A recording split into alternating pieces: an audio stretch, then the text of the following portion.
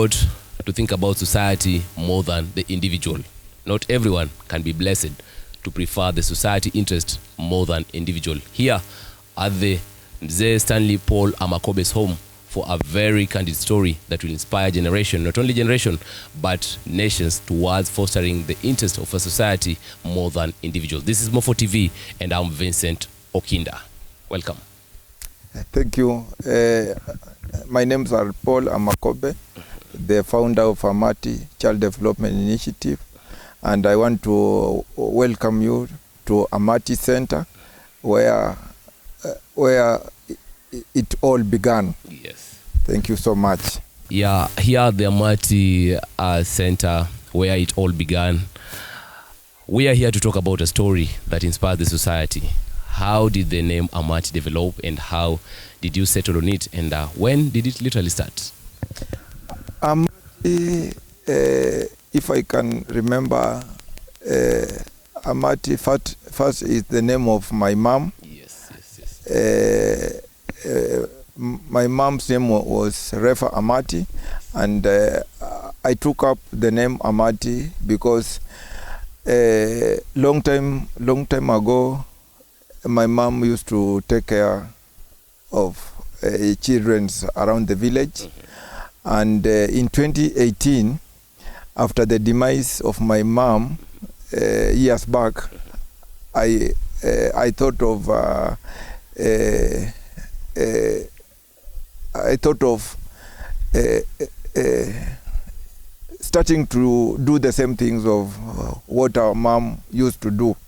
In remembrance of her. Yeah, in remembrance of her. So we and my team, we decided to just to be in the footsteps of our mom, and we registered the AMATI Child Organization, and that's how now how it started and how it's going on up to now. At the conceiving of this idea, there are a lot of challenges that come by, but even the challenges, we'll talk about them later on. Now the year is 2025, but then you started it in the year 2018. Yeah. Did you just think about the idea today and then you started tomorrow, or it was a long thought and then it reached a point where you got friends with the same minds and then you had to start? Yeah, we, after our mom's demise in 2012, there was a gap. Of course, we were still young, and we didn't know how how our mom's legacy will go on. So by God's grace, I started working with some friends and missionaries. That's how the idea came. Yeah, because my friends were working in Nairobi, and after their invites in what they were doing on their own, that's when I decided, why can't I do this in a formal way in my village? Because the problems, the issues, they're still the same. Yeah, what we call the vulnerable kids, the orphans, are also here in our village. So we formalized we indeed formalized the idea by now registering and going deep into it, just by bringing that idea and selling it to our people in the village. Now, as you've said, the idea came. It took some 3 or 4 years before you really put it in work. For this time, why did you not think about having the initiative in Nairobi? Rather, you thought about the village. This is the village that I was born in, and I know the issues and the problem that my people are going through. Yeah, if he's a widow or if he's an orphan, Yes. I know them. Yeah, so it's very easy. It's very easy to identify those families and just to know them, because I know them since I was born here. Yeah. As we can see around, there are different projects that are ongoing, different foundations that are in progress to get helping the initiative proceed. Somebody will ask, like, how did this whole idea develop? Did you just start with hundreds of children, or did you just start from one children? And how has been the growth from the first set of group of people or young children and the vulnerable in society till to this level that you are? Okay, thank you, brother, for that question. Yes. Yeah, when we started this initiative in 2018, we had young and vulnerable kids who I can say were, we started by 6, just by providing them with some, we call it like a breakfast of a strong tea and some mandazis. Yeah, and we were just meeting in this homestead, and eventually after around it didn't take long, like just 2 or 3 months, we were able to get like 12. From 6 we came to 12. Then as people got to know about the initiative, Yes. they started like wanting to be identified with the AMATI. Yes. Yeah, so now by the grace of God, we have seen the AMATI growing tremendously. Yeah, right now we have over 100 kids that we are taking care of. Congratulations. Yeah, and through that initiative, we have been able to, beside helping the kids and taking care of them, like providing food and tuition, this village has been able to achieve more development. Yeah, because right now we can tell you now we have pure drinking water, natural, which is very clean. Yeah, you can just go to the tap. Yes. And then you open, then you drink from the tap Without putting in a lot of chemicals. Yeah, without putting in a lot of Somebody will want to know, after conceiving this idea, you started with the friends of the same interest, and then now we are at a point where somebody will want to ask, someone outside there who might also want to start such like an initiative, will also want to ask a question. Did you just do this on your own, or did you have friends who had a little amount of money that you put together, or did you meet your sponsors when you already started? Okay, as we started the AMATI Foundation, Yes. we didn't have any donor who was there to help us, but as we have been continuing, then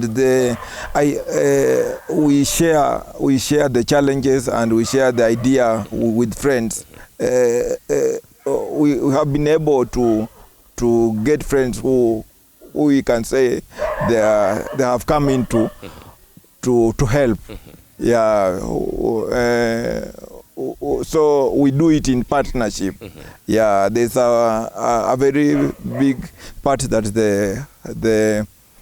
the donors are playing. Yes. Yeah, and also there's a part that also we play ourselves, and we thank God for everything. Yeah.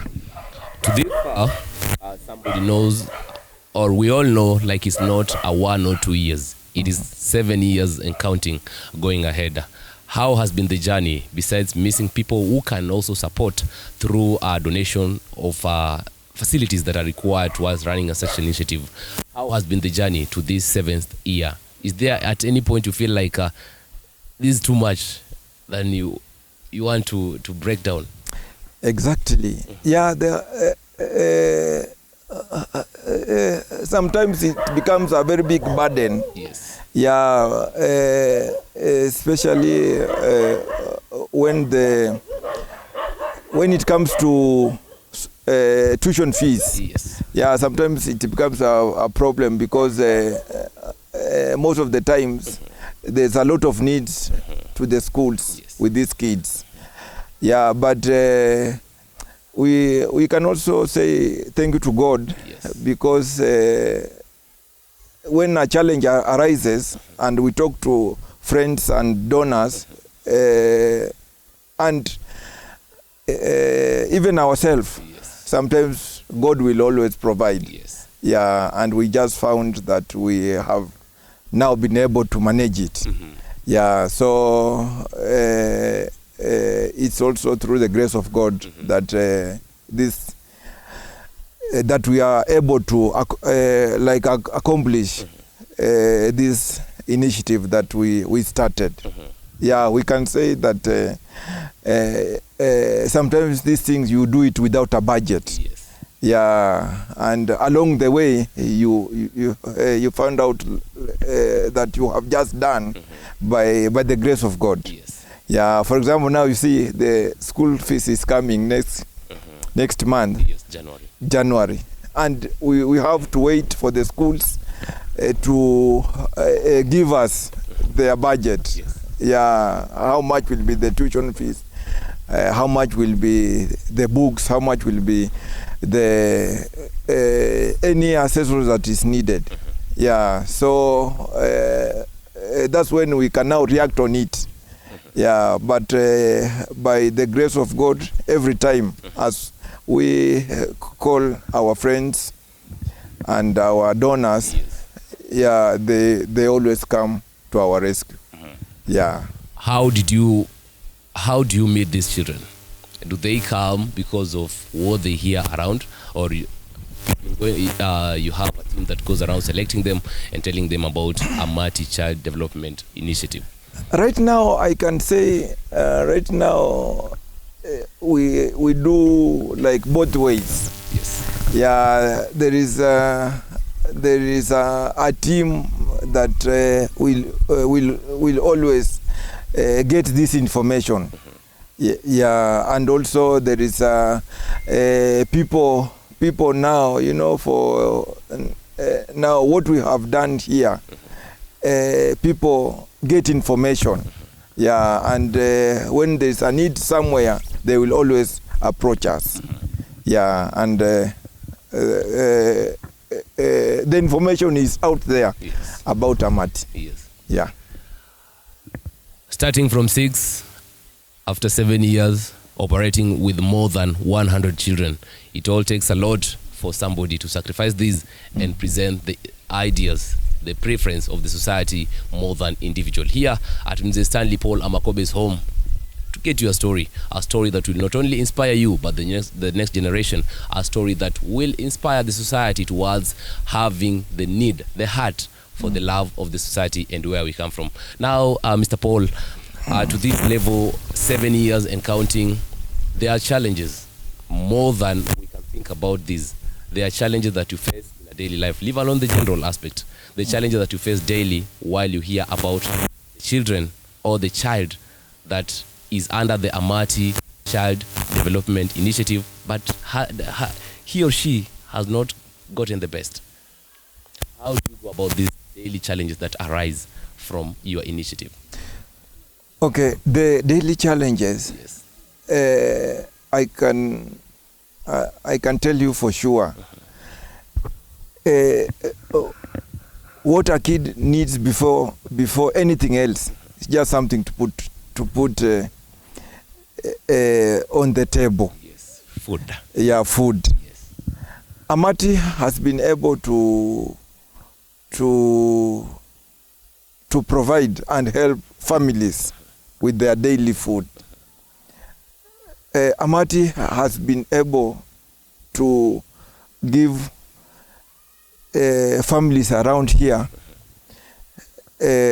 shelters. We have been able to build houses, although not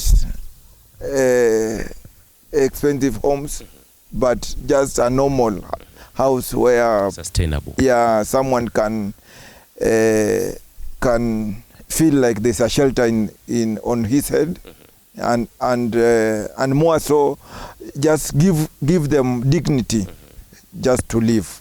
So I thank God for that, and AMATI has been blessed, and we thank God for that. We to have numerous medical and dental camps here.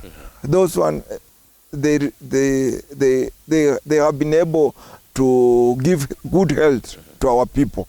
Yeah, our people have been treated severally. Yes. Have been taught about hygiene. Yes. Yeah, they can now they can have a smile. Yeah, before this village had people with a lot of problems. Yes. Emanating from their mouths. They were not able to smile. They were not even able to kiss. Yeah, but right now we thank God, because they are these people are happy. Yes. Yeah, people are happy. People have been treated. Yeah, their health has improved. Yeah, and as you know, with the huge project of them getting fresh water, natural water, water is life. And now these people are able to fetch water. Yes. Not going to the rivers as old days. Yeah, like old days. Water within the homestead. Yeah. Right now, people have water in their homesteads. Yes. So we thank God for everything. Yeah, the challenges, even if we have challenges, but God always provide, and we are able to maneuver and most bring the best to the village. Yes. Yeah. Something short before we proceed toward ending this. You talked about the dental clinic. When you bring about such like medical clinics, let me say in general, how do you find it? Sometimes does it go for more than 1 month so that everybody within Bumamu village can be treated, or does it last for a short time? But sometimes you feel bad. You've closed the medical camp, but you've not everything that you have the calculation. How long does that medical camp last? And to this far, how many, in matters percentage, have you been able to touch through the medical camps that have come through AMATI Child Development Initiative? Yeah, the medical and dental camps that we do here, we do them for from the much we can do, because these our friends, they come from abroad, and they are here just for that purpose. Yeah, they will always do it like from, we can do it in 3 days, or we can do it in a week's time. Yes. Yeah, so in that period we see over from I can say between 800 and 1,500 people. Yeah, so you see that is a significant amount of people that come to this center. Yes. We get people from all over former Western province. Yes. So we can say in each county of this western part. Yeah, we get people from Bungoma just coming for that medical camp. Yeah, we got people from Viga, and this is a free medical you don't camp. Pay anything. Yeah, you don't pay anything. Yeah, so this one also goes to our donors. Thank you very much for the support. Thank you for coming, for treating our people. Yeah, and you find out that when a person is treated, Yes. they always go out there and pass a good message, Yes. for AMATI. Yes. Yeah. A productive society is a healthy society. That is what the Stanley Paul Amakobe here at Bumamu village, at his home, has always preferred to bring best for his people. We are here getting a story that is not only inspiring you as a follower, but also the generation that will come towards putting the interests of society ahead more than individual. Not everybody can do that, but it takes a man to deny himself a bread and prefer the society. The story there, if you have a comment, put it down there. We'll read it and then we'll consider it. If you have a comment, if you have been a beneficiary of this AMATI Child Development Initiative, you can as well put your comment down there so that we can know you are following with us. Now, Mr. Paul, as we finalize this, you had goals for this initiative. You met people that we'll talk to later on. But now, where do you see the AMATI initiative, AMATI Child Development Initiative, in the next 5 years? Oh, thank you. Yeah, I see AMATI Child Development Initiative. I see a bright future. I see AMATI where will be food sufficient. Yes. I see AMATI where there will be very well educated people. Thank you.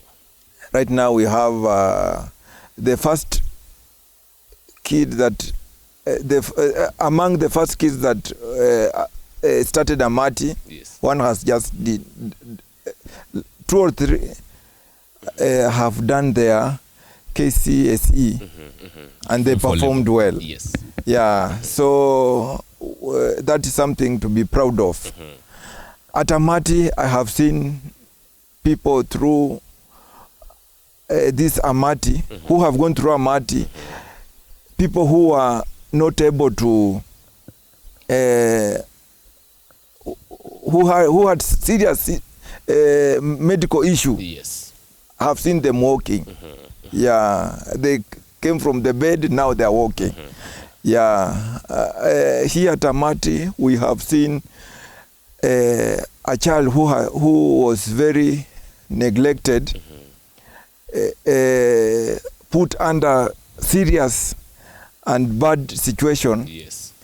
That kid, we can say categorically here, that kid is now out of danger. No longer bedridden. Yeah, the kid is now walking, though not speaking. Here at AMATI, we have seen families that were disconnected, Yes. now connected. Yes. Yeah, so in 5 years to come, Yes. and God willing, putting God first, Yes. I can say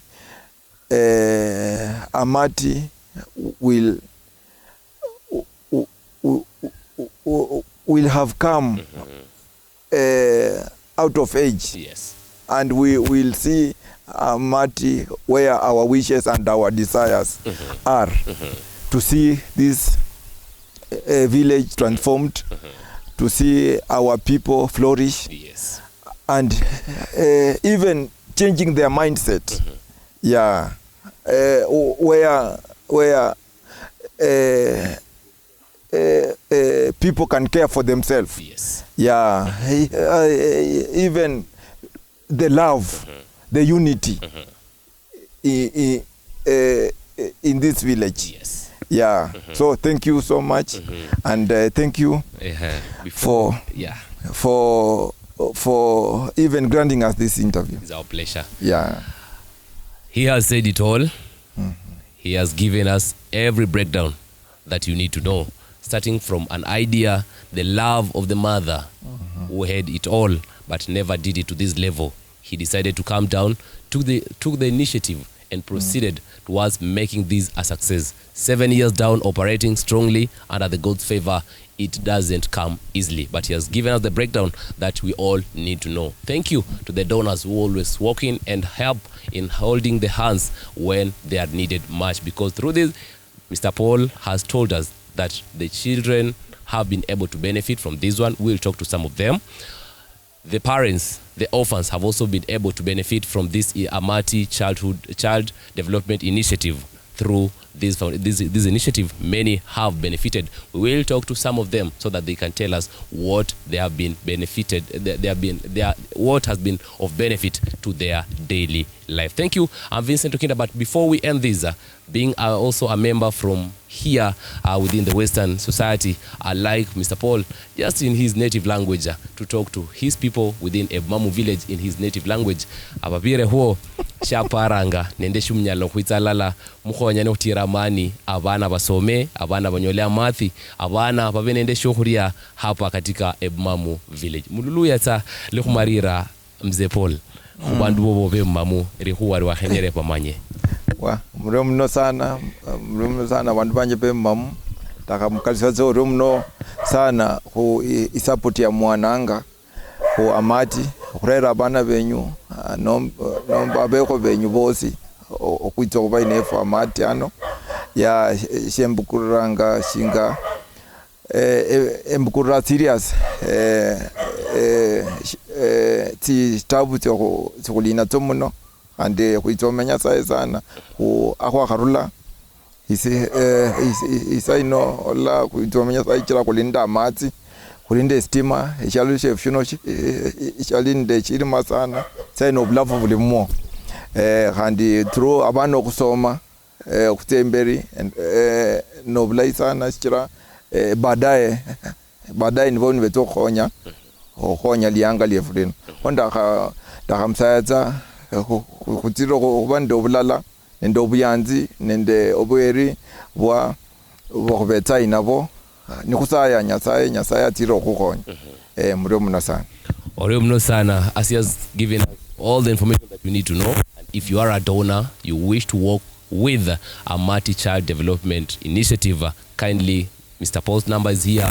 You'll reach out to him so that we can share the idea towards bettering a society. I'm Vincent from M04 TV. Behind the camera is Silas Aboge. And as you have heard from him, he is the founder, but there's a team that he works with. We'll be talking to another member to give us a feedback and, of course, the progress of the AMATI Child Development Initiative. Thank you very much. Thank you. All right.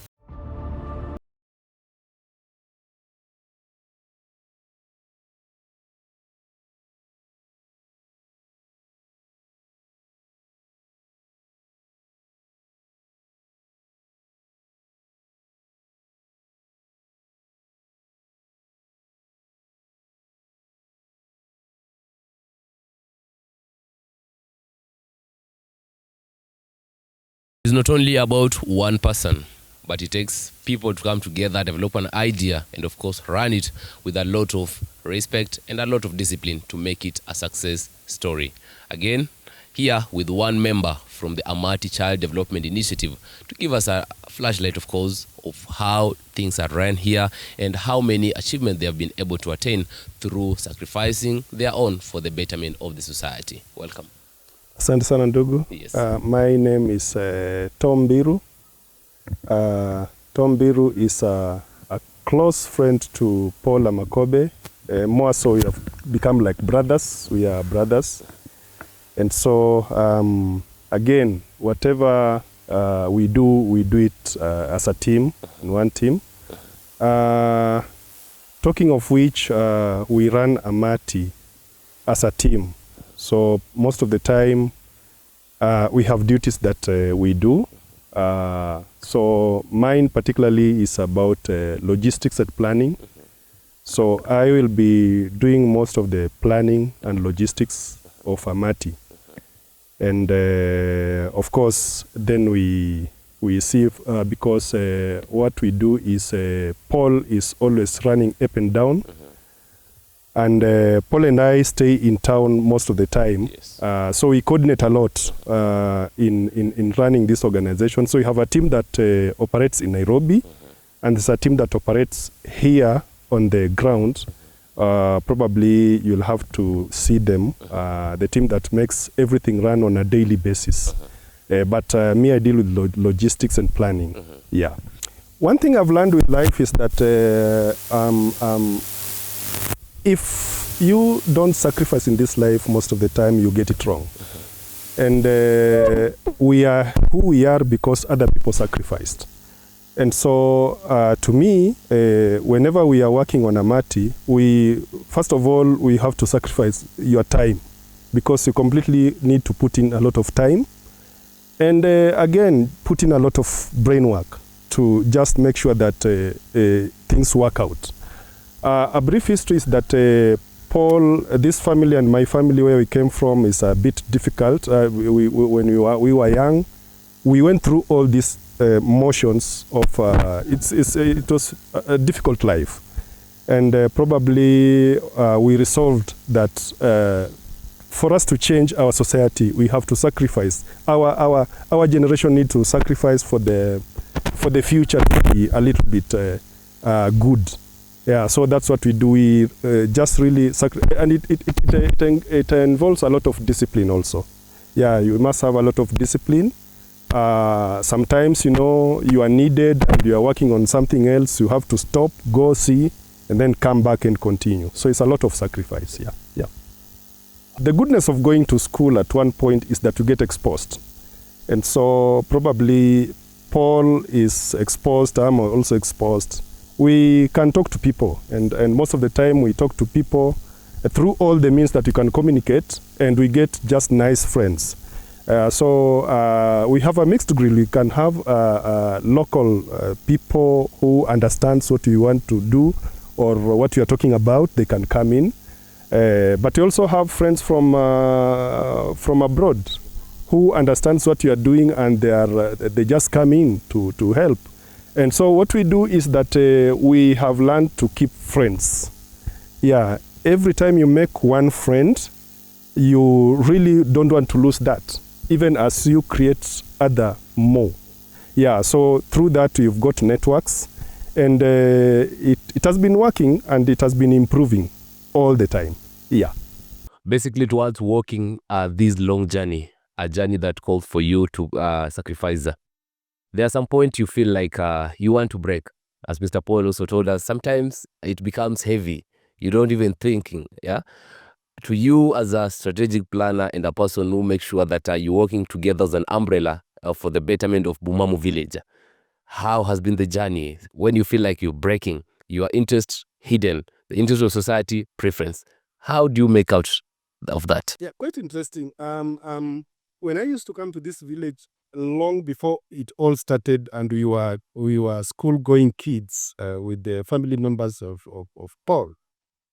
And we could come here, and one thing that I was wondering is how people used to live in a place where the first thing, there were no roads.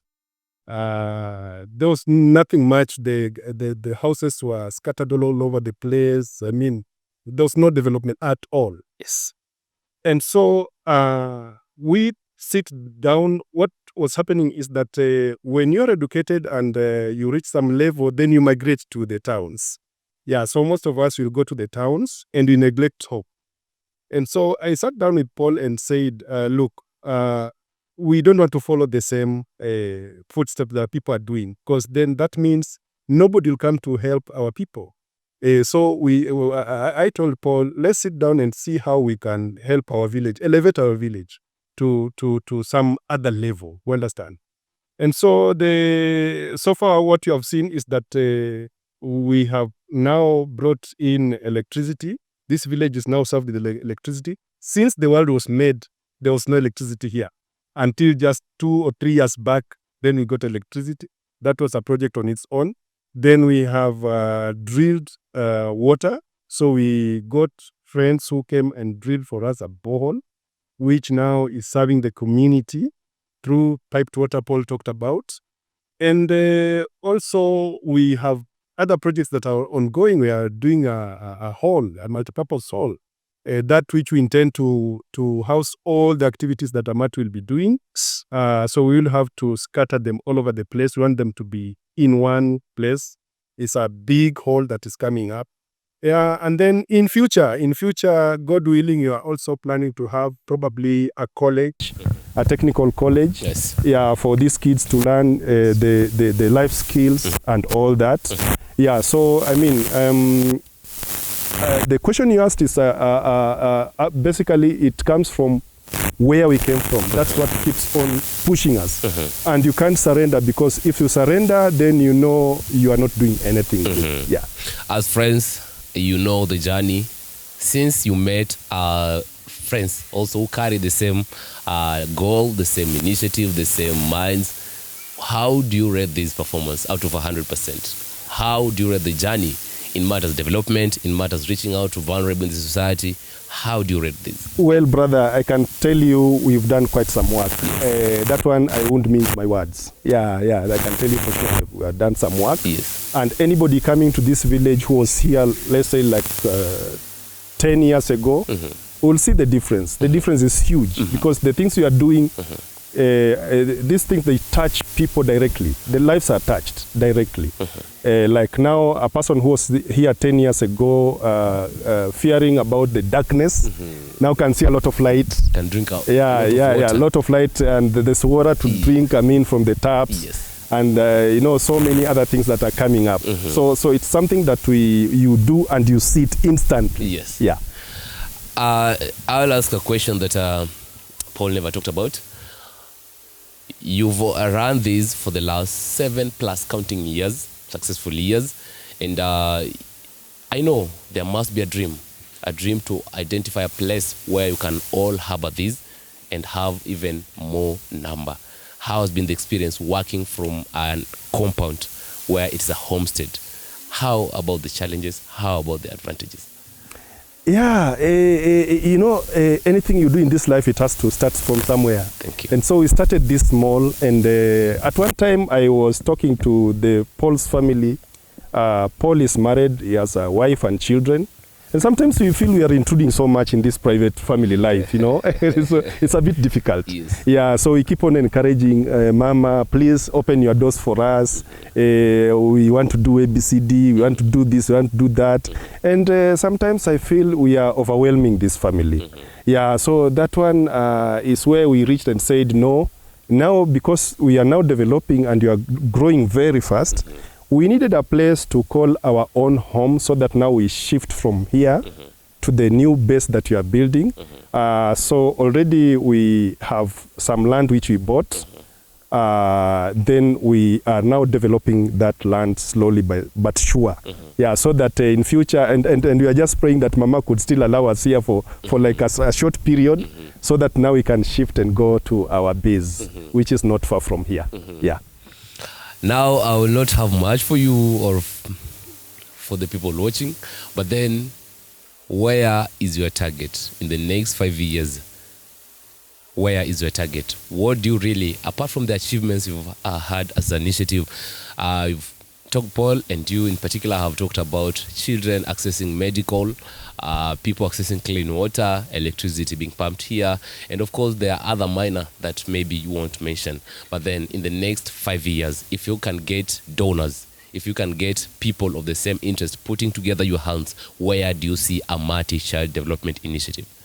Yeah, we want AMATI to grow into something that we can, for posterity, basically. Yes. Yeah, because of course, there are people who start, and then there are people who makes it move, and then there are people who take over and run away with it. So we would like to reach that level, and for sure, what I know is that we have taken off already. Yes. We are going, and we needed a pole here, a pole another place there, and another pole, not just one pole, because you need so many of them. Yeah, and that's why we are just fighting for this, so that we don't overwhelm this one pole here. Yeah, we needed a lot of them, and that's why we are really talking about education. Yeah, when you nurture children very well and take them through the system, when they grow up, they will have that. They'll think about it. I mean, they will take it to the next level. Yeah, even when we are done and we are out, yeah, then this thing will grow, and we want to see it grow, yeah, for posterity. Yeah, they want to see AMATI Child Development Initiative growing for posterity, and of course attaining a bigger number that will be taken care by God through them. Thank you very much. And of course, as I told you, they also come from this region. I will have him time, Mr. Tom, to talk to us about Mamu, whatever they are doing in a native language that they can understand. Just one word in your native language. Mamu kumtirira ngohola shingana mtirira ngoshirikiana endeshi wa hekombere mbemtira na mihono kabisa. Just in your camera this one. Yeah, abantu bemamu isemwe ne rurabu nyore lakini mundola most of the time diano sianyala kubapo lani kwamba ebinde bidai bichakire ango enywe Kenya mbikaribishe, and then because murabikaribisha tae abandi becho kurulesiyo bane beruhana nabyo ne bamala babola omwana omulai omusino omulai asina musino lala poli uno nyasaye namwesi yobulamu probably sina beo fulirwo sitae aliyo kwa muda, so lazima mcreate muchila bana basome mcreate banga pol bandi like 100 of them ke village ne holesina a change. Thank you.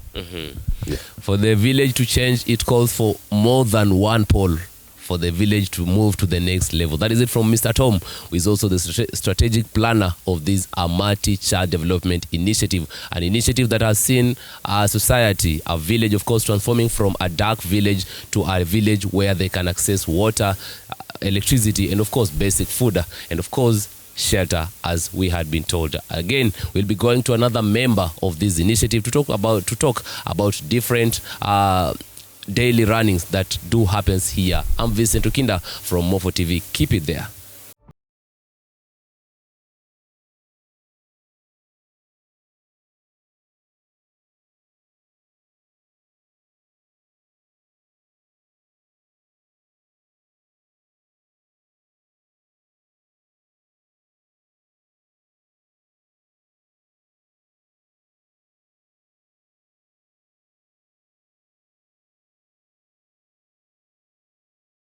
Is a collective of an umbrella for the society to keep on going. And of course, we have talked to the founder, Mr.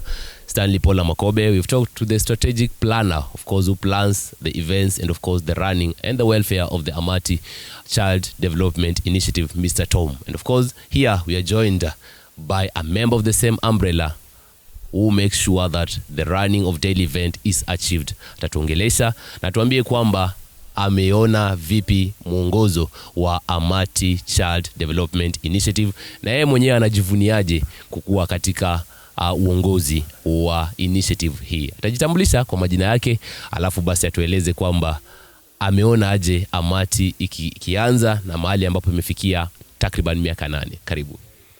Asante sana. Yes. Kwa majina naitwa Jackton Dunde Amakobe. Yes. Mimi ni ndugu mkubwa wa Paul Stanley Amakobe.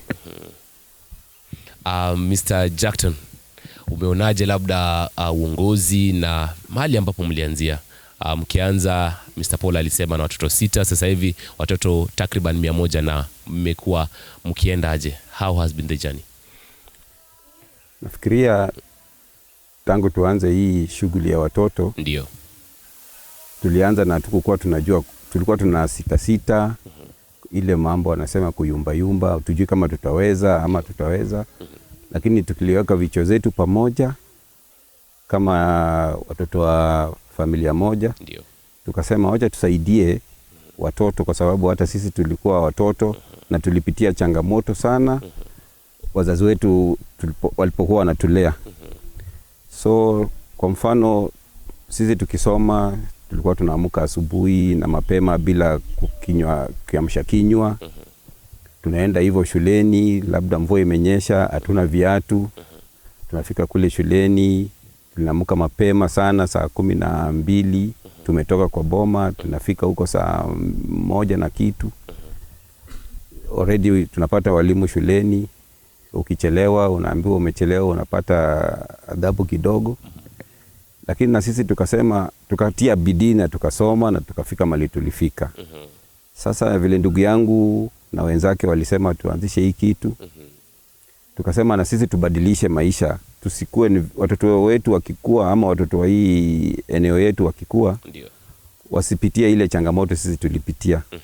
Ndio tukasema sasa okay, tukapitia maboma mbalimbali, tukapata tuko na watoto wagonjwa, tuko na watoto hawana wazazi, tuko na wazazi watoto yatima, tuna wajane ndani yetu. Na tukasema hii yote ni ile group tunaweza saidia na tusonge mbele, tulete mwangaza katika hii society yetu. Ndio. Kukua mkianzia huko sasa hivi, labda naweza sema kwamba changamoto mingi ambazo mmekuwa nazo mjaziangalia, lakini mmesonga mkasongea mbele. Sasa hivi labda kwa mtu ambaye anatazama katika njia moja au nyingine, ni kipi ambacho unamweza kwamba akijiunga, kama labda ni mtoto yatima, kama labda ni mjane hajiwezi, ni kipi ambacho ungependa kumwambia kwamba akiingia hapa katika initiative mnaweza mkashikana mikono? Kipi ambacho ata benefit kukua hapa katika AMATI Child Development Initiative? Okay, kukua hapa kwa AMATI kwa sababu tuko na wafadhili wetu. Ndio. Na huwa wanatutembelea kila mara na tunawapatia hadithi ya hao watoto wetu. So ukiungana na sisi hapa ndani, kuna ile peace of mind, kwa sababu sasa hautajisikia wewe ni mjane. Kwa sababu hata sisi utatupata tukiwa yatima. Sisi wazazi wetu walituacha kitambo na tukaungana na yatima wengine na tukajipatia moyo, tukasema sasa sisi baba yetu ni ule aliye mbinguni. Na ule mjane pia tukamwambia kama ni bwana yako ni ule baba yetu aliye mbinguni. So tukiungana hivi tunahimizana. Si ati tuliwachwa na sasa tubakie pale pale tu mali tuliachwa. Tuliachwa lakini maisha nayo inaendelea. So katika ile wakati ya maisha kuendelea, bado tunahitaji kuishi. Katika ile hali ya kuhitaji kuishi, unahitaji mwenzako. Na mimi sijiwezi peke yangu. Lakini tukiungana wewe na mwingine na ndugu yangu pale Paul na ndugu zetu wengine na nyinyi pia, tutaenda mbali. Kwa sababu hata Waswahili husema kidole kimoja hakiui chawa. Na sisi ni vidole mingi. Kwa hivyo hii chawa haiwezi kutushinda. Sasa tunaendeleanga hivyo. Yeah. Labda tukimalizia tu, kwa miaka 5 wewe ambaye umekuwa baadhi ya waanzilishi wa AMATI Child Development Initiative, unakusudia kwamba labda iwapo mtapata wafadhili wengi, iwapo mtapata watu wengi wenye nia kama zenyu, huenda mkafika wapi? Na huenda sasa hivi kama iwapo mna watoto takriban 100 na huenda mkafikia malengo ya kukidhi mahitaji ya watoto wangapi hivi kwa miaka 5 ijayo? Tunaona tukienda mbali, kwa sababu mali tuko saa hii sio mali tulianzia. Tulianzia chini sana, hatukukuwa hata na barabara. Hii barabara imekuja kwa sababu ya hii mambo ya AMATI Child Initiative. Tukakuja tukawa na stima. Stima hatukukuwa nayo. Sisi wenyewe tukiwa wadogo tulisomea, tukiwa tunatumia usiku, tulikuwa tunatumia ile mwangaza, unakumbuka ile kataa kalikuwa kanaitwa koroboi. Lakini tukakuja sasa tuko na stima. Tuko na maji. So ukiangalia maji hatukuwa nayo. Na unaangalia zile vitu hatukuwa nazo, sasa tuko nazo. Kwa hivyo tunaona hapo mbele tukienda tutakuwa na zile vitu tunatamani roho zetu kukuwa nazo. So tunaona sisi wenyewe miongoni mwetu tuko na engineers na tunatafuta pilot. Nataka pilot atoke hapa endeshe ndege. Tunatafuta walimu tuko nao. Tunataka professor. Tunataka tuseme lecturers. Watoke kwa miongoni mwa watoto tunalea. So madhumuni yetu ni mengi, maono yetu ni makubwa. Na hao watoto tunawasomesha wapite mali sisi tulifika. Wakipita tu kidogo tutapata hao maprofesa. Na tutapata madoctors, madaktari, na tutapata watu wakubwa. Tunataka hata president atoke Western na atoke kwa hii initiative yetu ya AMATI. Na tutaweza. Na tukiweka bidii na wenzetu tutapata. Kwa sababu ni mafunzo tu tunawapatia, nao wakipitia hapa na wafadhili wetu wakitusaidia, wale watu tunatamani kukua tutakuwa. Ni hayo tu. If we can join hands together with the people of the same interest, we can achieve a lot. We can achieve many things that we never thought about. That is it from Mr. Jackton Amakobe. He spoke to us, giving us the need of being together and staying together as a family. Sijui labda neno lako la mwisho kumundue mamu kulolanga, naomba majirani nenda bebsi baba na umdilanga nabo wahekomerewa manyeshi na mluangu za kumarira. Seshanya lokubora abana abebsi befuge mamu ni kwamba kuira abana mskuli. Efo shinga AMATI in child initiative kubahonye nenye mukhonye mulakholeshereza abana fwefwenye netawe sichira kulindo musemo kubolanga kata muluswahili kata mulusungu kubolanga wiruha wenyene wiruhanga tsimbiro lakini ni wiruha khuli fwesa alala khwiruha alala khutitsanga khwiruhanga tsimbiro tsirambi kwa hivyo khuhonya ne okhwiruha nenda abana bano khubaire abundo arambi nyako konyene Nyasaye amuhonye ne mbende omwaka omulayi kwa 2026. Happy New Year 2026. That is it from Mr. Jackton Amakobe. Next, we talk about another member of the same.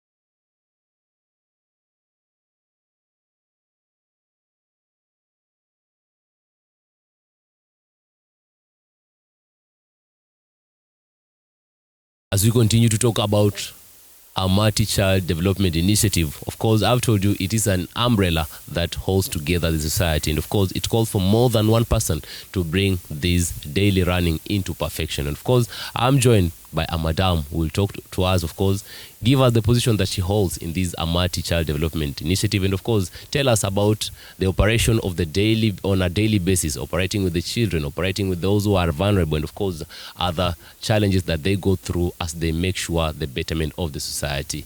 Mama, karibu.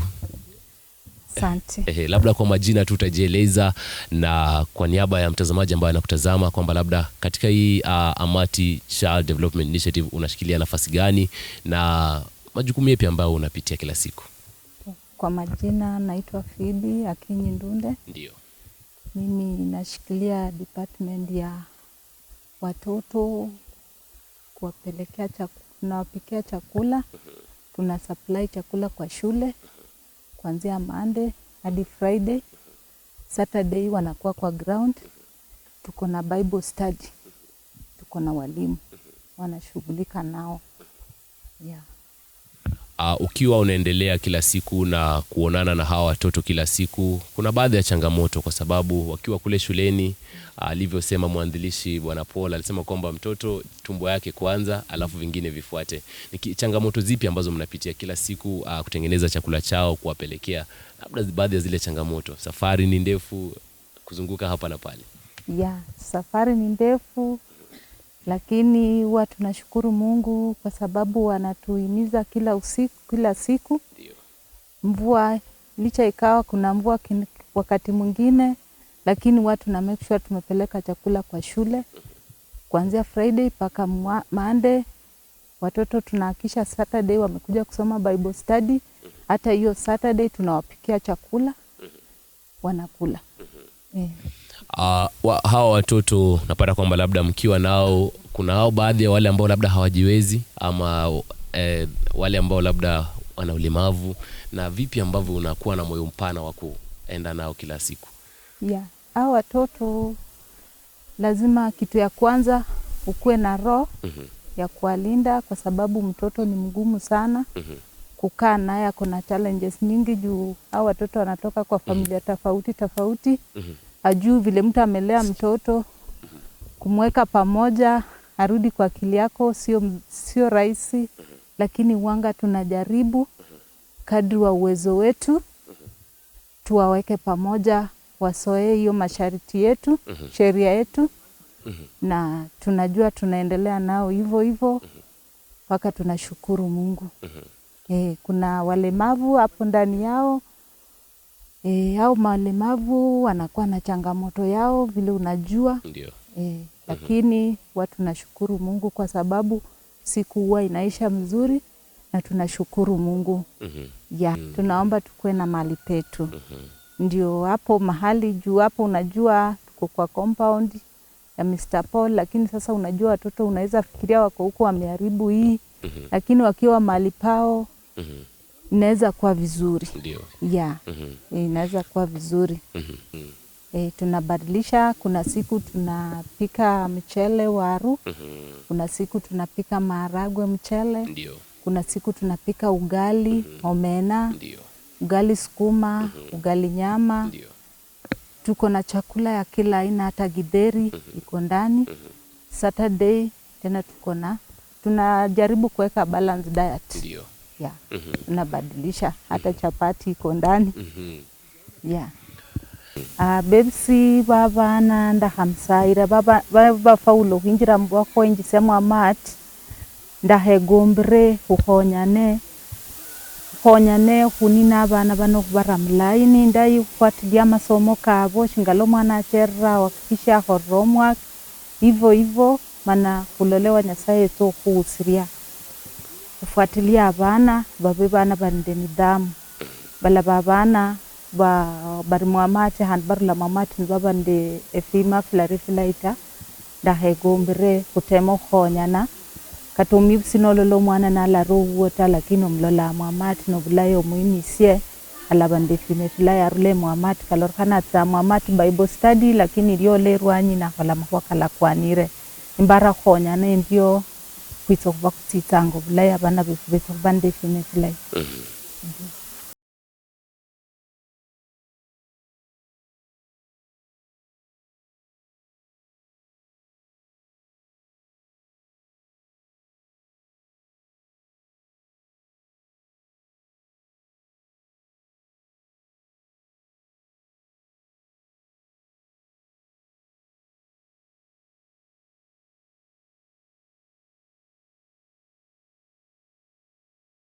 As a beneficiary, of course, there are many, not one, not two, but many people who have benefited from the AMATI Child Development Initiative. Of course, as you've heard, it's not just an initiative that is centered around children, but of course people who are also suffering from different diseases amongst the Mam village. And here I'm joined by one of them who will talk to us, though with the Swahili, but he will tell us how the situation was and where the situation is right now. And of course, it's for the betterment of the society. Join me. Karibu. Labda umwambie mtazamaji jina lako ni nani na umefaidika vipi na AMATI Child Development Initiative. Kwa majina naitwa Nicholas. Sauti kidogo. Kwa majina ni Nicholas Andika Namiba. Kwanza ningependa kushukuru sana ile shirika la AMATI kwa umbali ambaye wamenitoa. Hakika nilikuwa mtu ambaye sijiwezi kwa sababu ya magonjwa, ilikuwa imeniweka chini. Hata familia yangu walipitia hali ngumu sana, lakini nashukuru Mungu sana ambaye alielekeza AMATI mpaka shirika la AMATI likafika mpaka kwangu nyumbani na wakanichukua kwa ile hali ambayo napitia ngumu, wakanipeleka hospitali. Kuanzia hapo ndio nikaanza kupata usaidizi kutokana kwa ile shirika la AMATI.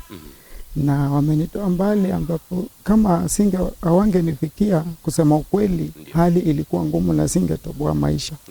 Hata singekuwa niko hai sahi, lakini sasa nashukuru Mungu tu azidi kuinua ile shirika la AMATI kwa ufadhili ambao wanaofanya kwa watu wengi. Tunapata msaada saizi kwa nyumba, tunapata hata chakula. Nashukuru Mungu sana, azidi kuwainua na kuwalinda. He says that he thanks AMATI Child Development Initiative for the welfare they have managed to go through, for the welfare they offer to the society. He says he was suffering from a disease that he's yet to tell us, but through this initiative he has been able to stand up, he's able to get food on a daily basis, and of course he's able to live a healthy society courtesy of this initiative. Labda ulikuwa unagonjeka ugonjwa upi na ni vipi uliweza kutibiwa? Okay, ugonjwa ilitokana na kazi ngumu ya kazi ya kubeba mizigo. Juu niliingia Nairobi na kazi ikawa ni ngumu, sasa ikabidi niingie kazi ya kubeba mizigo. Nilikuwa nabeba mizigo ya uzito hata 120 na mimi mwenyewe nikiwa na uzito wa kilo 60. Sasa hiyo ndio iliweza kuniadhiri sana kwa kiwango kikubwa, na ikaingilia kwa ugonjwa wa TB, ikakuja ikawa sasa mgongo imevunjika. Sasa kutokea hapo si kuelewa ugonjwa ni nini, lakini shirika la AMATI waliponifikia wakanichukua wakanipeleka hospitali, ndio akanipeleka kwa matibabu ambayo inastahili, ndio ikaweza kubaini ugonjwa ambaye ilikuwa imeniweka chini. Sasa ninawashukuru sana juu waliweza kushughulika sana, wawezekanavyo walijaribu kwa uwezo wao wote mpaka wakapata wakapata ya kwamba nimepata mahali panapostahili na matibabu inaendelea. Labda kwa miaka mingapi ulikuwa umekaa katika hali hii ya kutoweza kutembea? Hii hali ya kutoweza kutembea nilikuwa nimekaa kama miaka 2. Hata mwenyewe nilikuwa nimekata tamaa na kuishi juu hali ilikuwa imepitia ni ngumu. Hata wazazi walikuwa give up, wameanza kuona sasa hali ni ngumu, ni afadhali tu hata Mungu anichukue ndio hata wao nao wapumzike. For 2 years not walking, not being able to walk, for 2 years not being able to stand up and do anything. Mr. Ndika was bedridden, but through the AMATI Child Development Initiative, he's now able to walk and of course do his daily duties and cause making sure that he's running a daily life and of course making sure everything falls into order. So whatever he's saying is just to thank the AMATI Child Initiative Development for making sure AMATI Child Development Initiative for making sure that they reached out to him, they took him to the hospital. As the founder, Mr. Paul, had earlier on said that they have medical camps that do last year for more than 5 days at their homestead. Of course, through that, Mr. Ndika says he has been able to be helped and he's now having a family, a stable family, something he never thought about. Labda rihuwa riro mwisho hubandu we mamu. Kubandu mama ndabo pratsaure muno yihongo sana nyasatsi robe mira nabalinda nabekurepingira sana tse kunyorera mukhandi saidisi bundi khandi bodera abantu bandi banyalo kubali ni bagwama ni bareka ma khulubulemo bwemfuko cyabo khandi babahojeho ne nyasatsi robetsa mahoke na kosi nabalinda nabaisi obulamu. Mr. Ndika is very grateful to the AMATI Child Development Initiative, and he's grateful to the society, of course, to those people who reached out to him, and he's now able to do whatever he's doing. As you can see, he's having a young child, of course. He's able to have a stable family that he is running, he's operating daily, making sure that they get their daily bread. He's grateful, and of course, we'll be talking to other beneficiaries.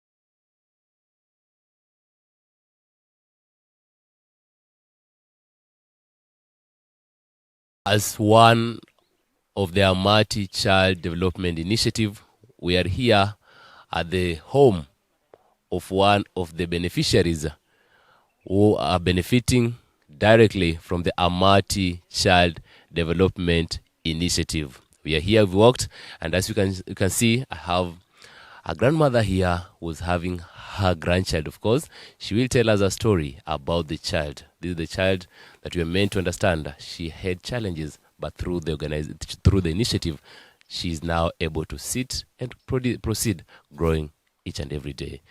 Karibu biraho ulolanga amera koko nende ango ukhori. Amera kanje ni meri nyakoa inzofu. Ndamenya ebulanda. Emakoma. Nemanyanga lishirika ya AMATI olta nuwetsano. Niambira ali nendo mrafiki uwe na akabange fyokulia abantu balenyalirwa tawe. Niambira nwakaba nendo biyangu. Obukulekwa omwana ne ababetskulu bo babiri otien nabo injeraka. Mwambata nende mama undu ubero wito huitao mtienna ni nae. Toto ndamala ne ambata na nende mama ulia nikula mitala ya poli nikokola mono kunyola abantu bashirire toto nibachako kukabira efyokulia. Ndaba kukabira bakuingisia bakuhandikisia nokumala bakukabira efyokulia nokurulayo mana kutiranga nende lishirika liene iro kwa roho mwika kwa henga omika kwene ndibirire paka liele 2001 paka. She says that she got to know the AMATI Child Development Initiative through a friend who came here and has spread the good news of AMATI to her. And of course, as a vulnerable member of the society, she walked into the home of Mzee Paul Stanley Amakobe, and then she got to know much about this. Okurle ebisebe ne mwachenda ngaibo plano okurre ebisebe no onyalo kubola mbu omwana yari muhali irena.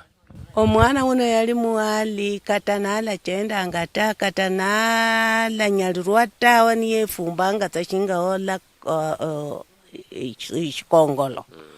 Lakini lenda mala ndinjira mwishirika hilo ne baandikisi omwana ne omwana uno bamala bamuyire mu hospitali abasungu nibeza ne bambukula bamuyira mu hospitali Coptic Nairobi.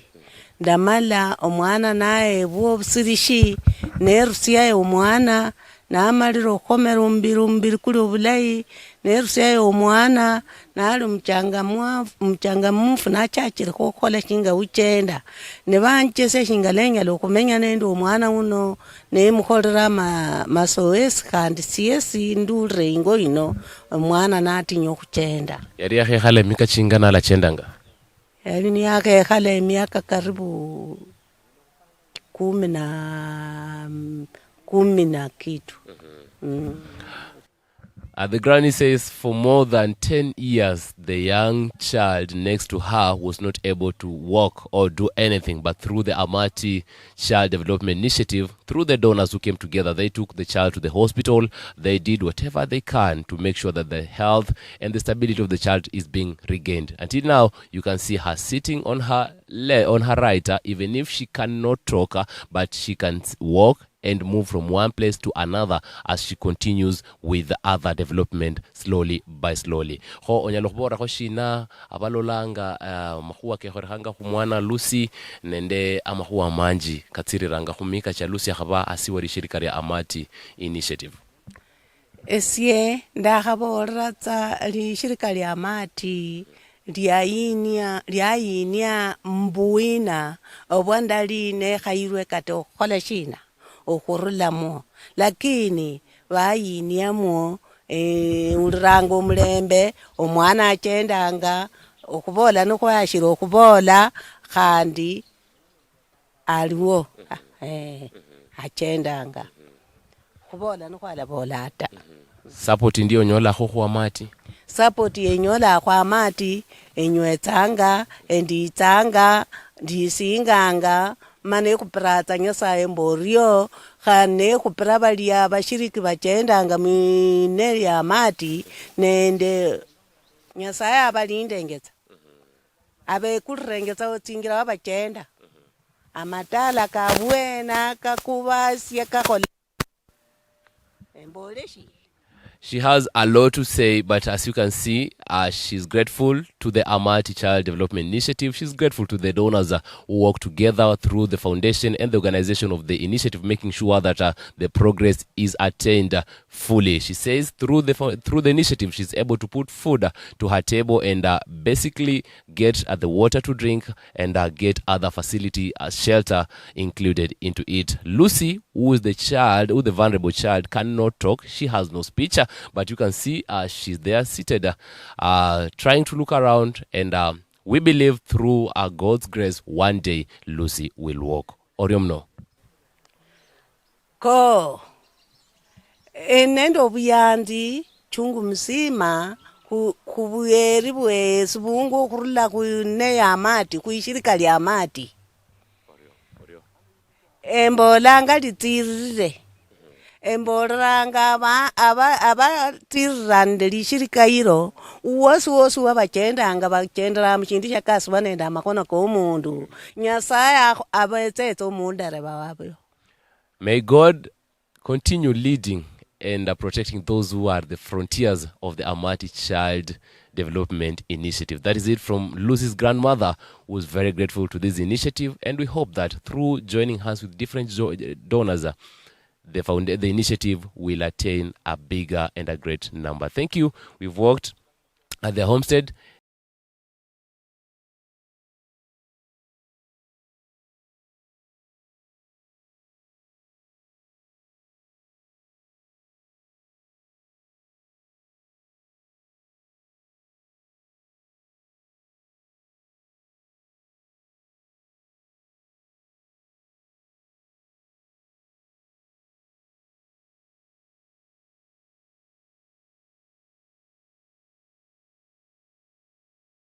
who have benefited from the AMATI Child Development Initiative, to talk to them and of course to know the experience for the 7 years plus counting, the experience they've had, the help they've gotten under this initiative.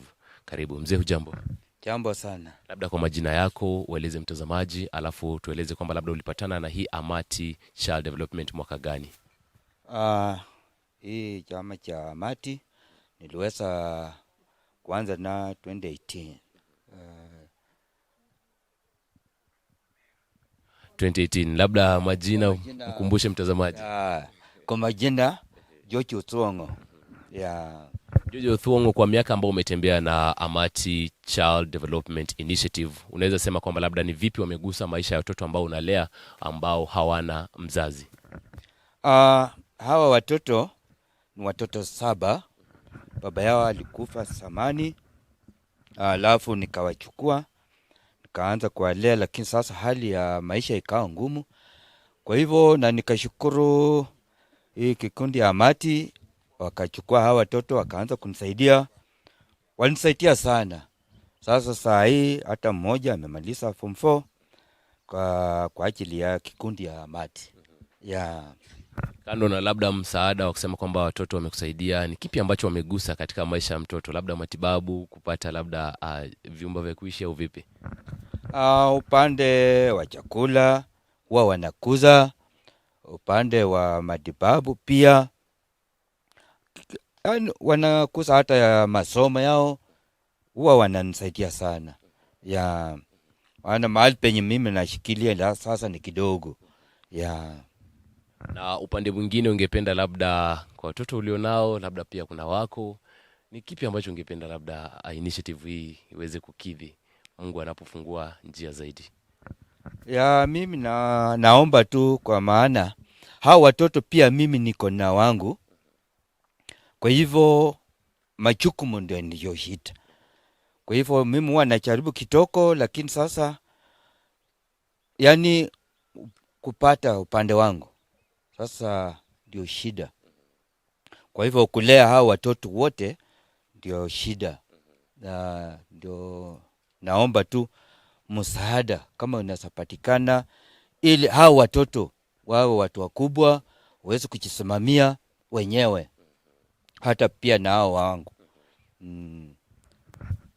Mr. George says he's grateful to the AMATI Child Development Initiative for whatever he has done to his life and the lives of the young children he's bringing up. Remember, they're a child who lost their father, but through him and through meeting up with the initiative, he has been able to bring them on board. And of course, as you are told by the founder, Mr. Paul Amakobe, there are other children who have gone through the education system and at their higher levels. We'll be talking to one of them.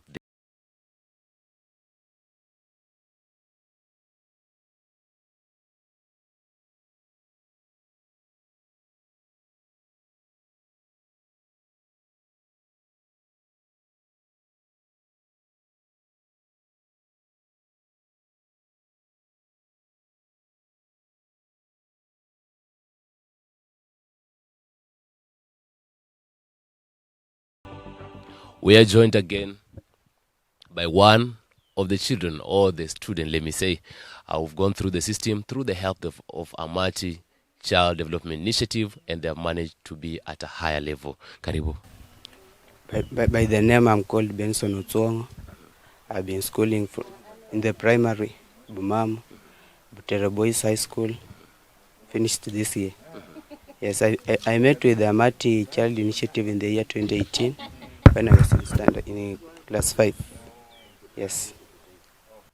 How do you say AMATI Child Development Initiative has touched your life? Because you met them while at class 5, that is way back. But in which way have they come through for your stability for education purposes? Truly, AMATI has touched my academic life since the year 2018. If you see the situation around, paying school fees in high school, in the primary, it was a tough job. So AMATI came in and helped me to finish in the primary, take me to Boys High School. I have finished, and if the good grade will come, then I will continue with my education. Yes. If they were to come in for the sake of the next tertiary institution, which course are you willing to partake, and in which way are you calling them on board to support you even further? Yes, I would like to, if a good grade will come, I would like to pursue through medicine. Yes. So you're calling them on board to help you pursue medicine according to the grade you'll get? Yes. Which one word can you tell the sponsors and the organizers led by Mr. Paul Amakobe? May God bless them and continue to provide for them and take other life for other children. Yes. May God bless them and may God help them to extend their hand to other children who are vulnerable in the society. That is it from one of the beneficiaries who've gone through the education system, and at the end, of course, he's waiting for his Form 4 level results, which are ongoing, which are being marked at the national level, and when the grades come out, he's willing to partake in medicine, and he's urging the sponsors to come on board and help him even at the tertiary institution. Thank you very much.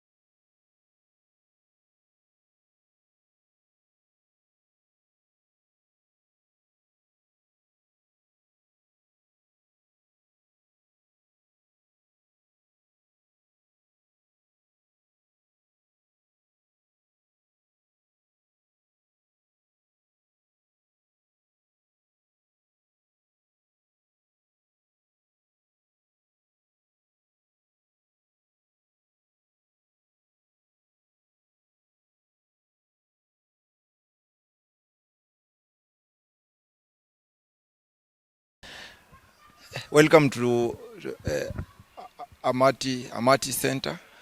This is a multi-purpose hall that is in progress. We do intend to be doing all the AMATI activities inside here, and the activities includes the medical camp, the Bible studies, life skills, and even we are going to have some workshops inside here.